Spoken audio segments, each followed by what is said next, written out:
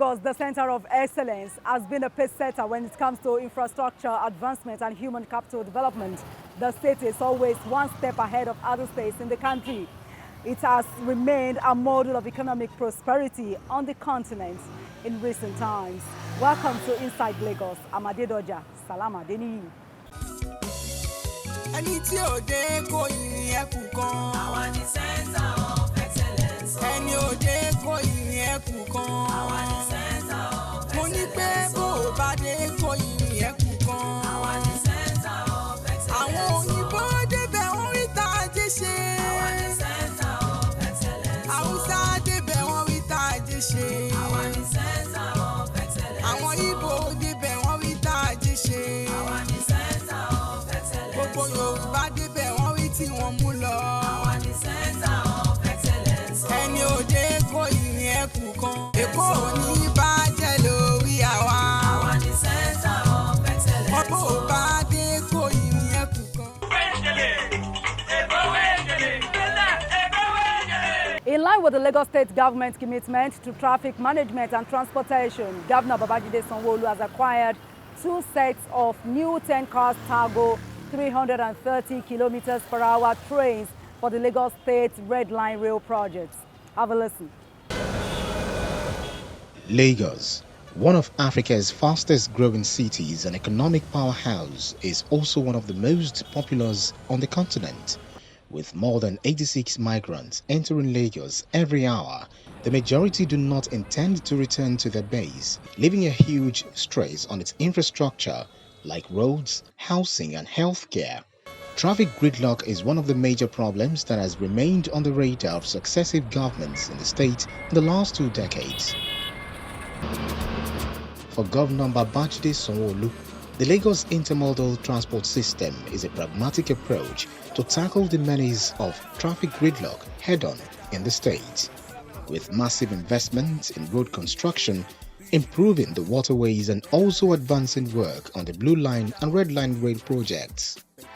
Earlier in the year, Mr. Governor, while on inspection tour of the Red and Blue Line rail project in Ikeja, Yaba, Ebute-Metta and Marina stations, had assured Lagos residents that the project will be completed in the 4th quarter of 2022. The rail works at Ikeja is going on well.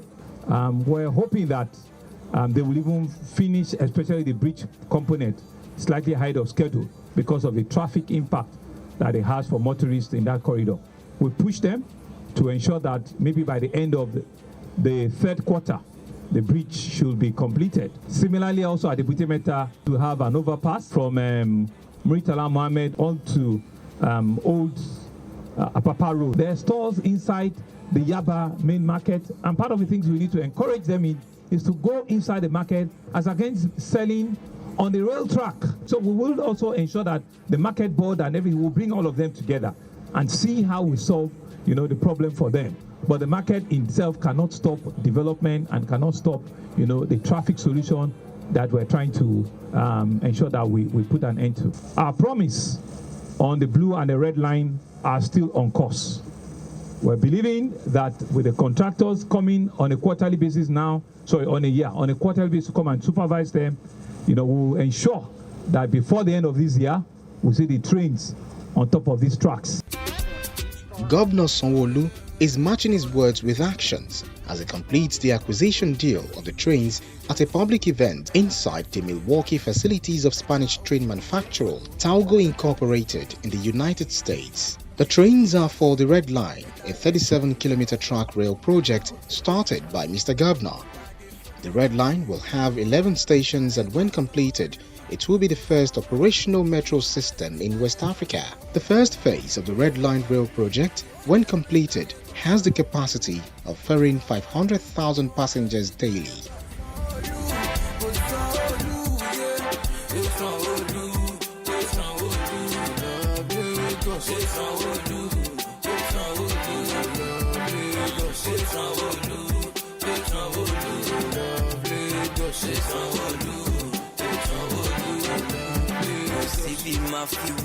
Talk about Milan, talk about security, talk about Island, talk talk about good road, talk about SANWO-OLU, talk about good life. SANWO-OLU lele, tẹ̀síwájú lele, ọmọ àṣírí lele, SANWO-OLU lele, mo kíra fún SANWO-OLU àti dẹ́kùtì wa.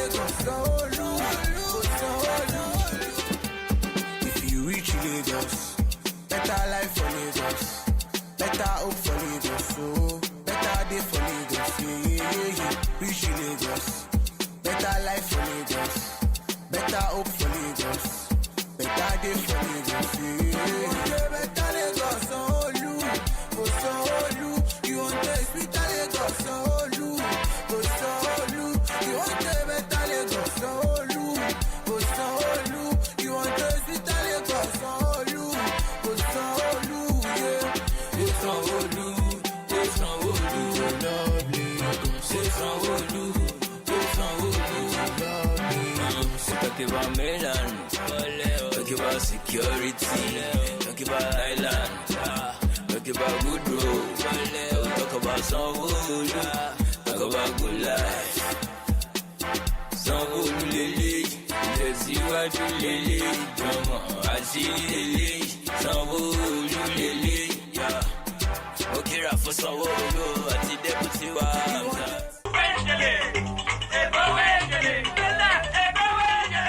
The Lagos State government is set to deliver a 500-bed psychiatric hospital and rehabilitation center in 18 months' time. This was revealed at a mental health conference 2.0 held in Lagos. We were there. Health Organization reports states that 1 in 4 Nigerians, some 50 million people, are suffering from some sort of mental illness. In 2020, COVID-19 worsened the situation in the country. Before the pandemic, mood disorder of 3.3% rose to 9.8% at the aftermath. Anxiety from 5.7% to 15.8%.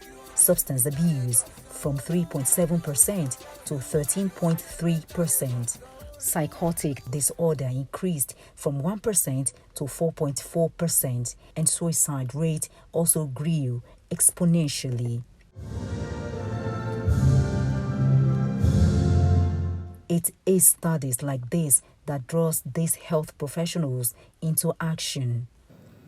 Some don't want the service, even though they need it. Some are afraid of the service, even though they need it. And quite interestingly, some don't want to be associated with the service, even though they need it. For some of them, they need the service. They go into hospital, they get the treatment, they get discharged, and they disengage from the service.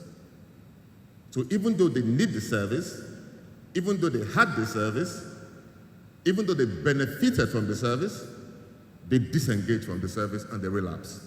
We want private sector people to put in their money, build more facilities to complement government, because government cannot do it alone. We're trying to link mental health to the issue of urbanization,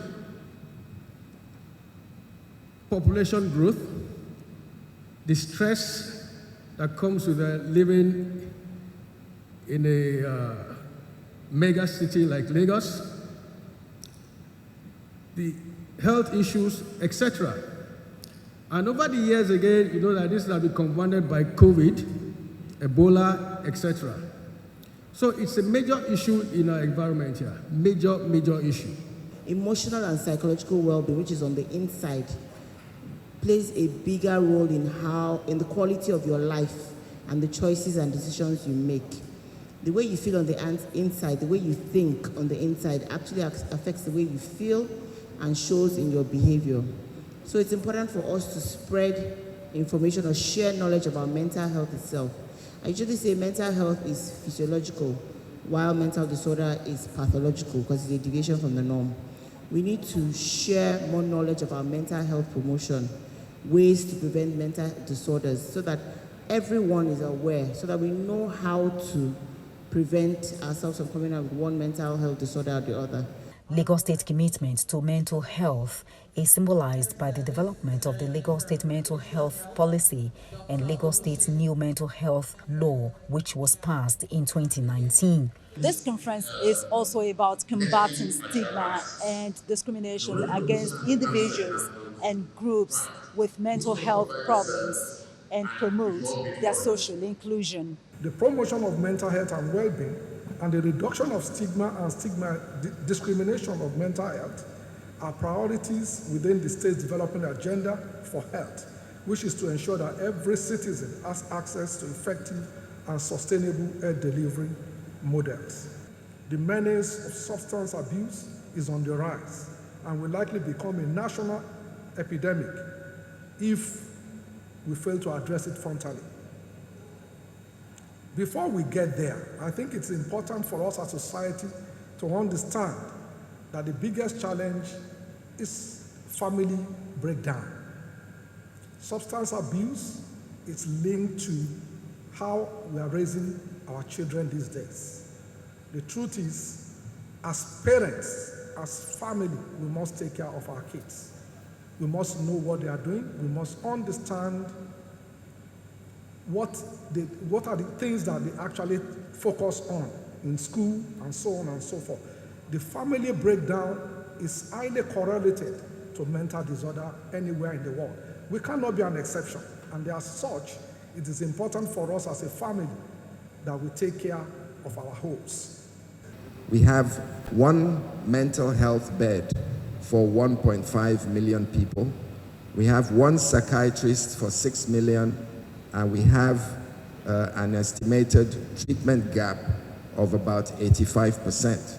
We are taking it right down to the primary healthcare grassroots level, where all 57 primary healthcare flagships have a mental health strategy. We're moving from 5 general hospitals to 10. This dispensation are building the largest mental health facility in Nigeria, a 500-bed state-of-the-art psychiatric hospital at Ketu Ejimi.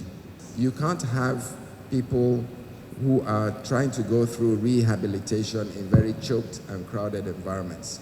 The design of this facility is one that has recreational facilities. It has opportunities for rehabilitation. There are training programs, because people with mental disability usually spend a long time in these facilities. And so we're creating the opportunity for spacious grounds, very beautiful environment where people can go and do convocational training, where they can enjoy the environment while they're going through their treatment. So we're very proud of this facility. We hope to complete it in the next 18 months, and this is just phase 1. The Lunacy Act of 1914. And I can assure you that that is what Nigeria is still using today. It's a custodial law that removes anybody that is labeled as having mental health issue to the asylum and abandoned there. That's all the Lunacy Act is all about. There is nothing called mental health care in that act. There is no modern mental health language in it. And that is what Nigeria is still using. So you can understand what we mean that Lagos is leading and we are following. Definitely governance structure, as highlighted by the chairman of the Association of Psychiatry, is indeed the first and most important step in the direction of promoting and supporting mental wellness, which definitely the epicenter, the incident commander, deputy incident commander championed, and Lagos State government passed that legislation in addition to policies around and supporting mental health and wellness around for Lagosians and residents of Lagos. Recent statistics show that cities like Lagos are associated with higher rates of mental health problems compared to rural areas. Almost 40% higher risk of depression, more than 20% anxiety and stress, double the risk of schizophrenia. Hence the need for experts to meet minds on Lagos Mind. and pledge allegiance to improving mental health in the state. This man, you have contributed everywhere. For the first lady.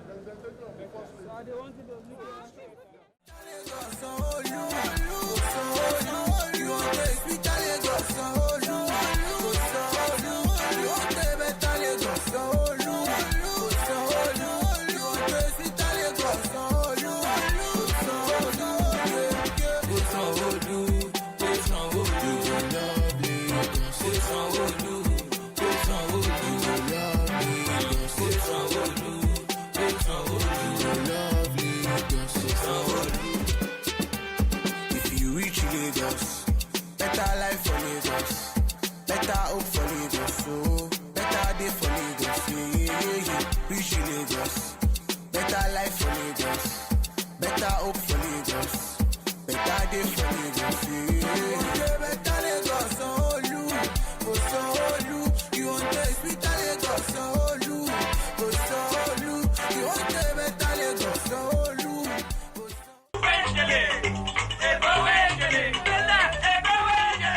As a growing megacity working towards the 21st century economy, Lagos has been leveraging on technology to tackle its societal challenges, from education to housing to transportation. It has been an all-round strategic approach to governance.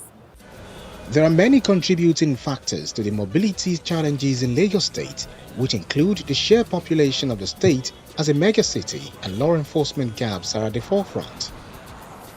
As Lagos joined the Africa Smart Town Network, a network of 11 African cities like Kigali, Accra, Kampala, Miami and others, to collaborate and leverage the power of technology to improve the cities. Aston team will be looking at improving available platforms for reporting activities that impede the mobility space of Lagos, and also implement a solution to record data of violators of regulations of the mobility space. Commissioner for Science and Technology Hakeem Faham said this during a briefing at Alausa last Friday. The first phase of it is exploration. So what we did is we look at all the different things that we can do with technology, and we select the most pressing one, which is mobility. Now, why mobility? We know the challenges we have with mobility in Lagos. So if we can address that, it will reduce the stress our citizens faces every day when they try to take public transportation, and also when they try to go about their business. Our purpose is to provide the enabling environment. The final phase, which is the experimentation, we're expecting it to be completed by June of this year. You look at what we have, we've deployed CCTV in the state capital, and we plan to extend this all the way to other parts of the state. Well, you can say, oh, why deploy CCTVs? One, the most important part is safety, because we want Lagos to be a safe city. So if Lagos is a safe city, it will attract investors, and the most important part is the citizens will be at peace. So that is helping us a great deal. And the project, we're in the second phase of that project, and we have the commitment of the governor, and we have the commitment of other stakeholders to continue along the implementation of this project. Anywhere that we can connect the fiber to, there's a potential of putting a camera there. So, and as you know, once you have a camera, the people feel more secured, and criminals, when they know that they're being watched, it will curtail their activities. So it's really going to benefit us a great deal in terms of safety. So the coverage is going to be statewide, but we're starting from the state capital and then moving to the other parts of Ibile. The Commissioner noted that the program is scheduled to deliver a solution by June this year.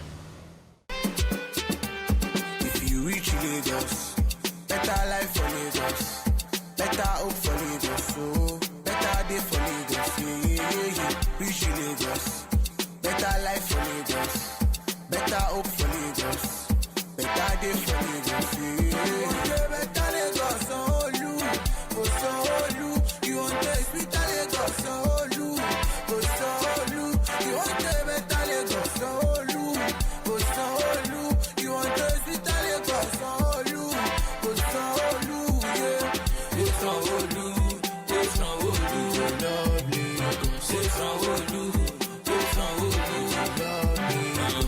about Milan, talk about security, talk about island, talk about good road, talk about SANWO-OLU, talk about good life. SANWO-OLU lele, ìtẹ̀síwájú lele, jọmọ àṣírí lele, SANWO-OLU lele, mo kíra fún SANWO-OLU àti dẹ́kùtì wa.